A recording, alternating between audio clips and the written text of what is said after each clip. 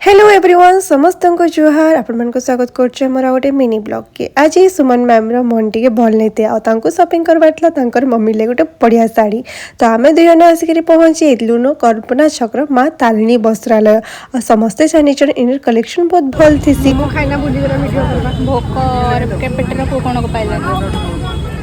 माँ तारिणी वस्त्रालय शॉपिंग करी आमे आसी मार्केट बिल्डिंग आउ आसनसोर आमे तो खाना खाइलु मोमो आउ से लेंबू पानी और जहाँ भी आमको भल लगी से सब तापर मुझे टे इयरिंग्स चेक करी एंड आम टे खाइलु गुपचुप आसी मौसी घर के जिन लवर्स थे नेक्स्ट डे मुझे आसली ये द मॉ के फर्स्ट टाइम मोमो ट्राए करवा के आउ मुई ट्राए करी झोल चिकेन मोमो जेटा कि एते मस्त थिला बादाम रो पेस्ट माने सूप रे झोल बनाइतला और बहुत बहुत टेस्ट ला मैं समस्त को रिकमेंड करमी आउ आज ब्लॉग लेके कि आपण मन करसे देखामी और नुआ ब्लॉग रे till then do like share and subscribe to my channel सिशा बाय बाय।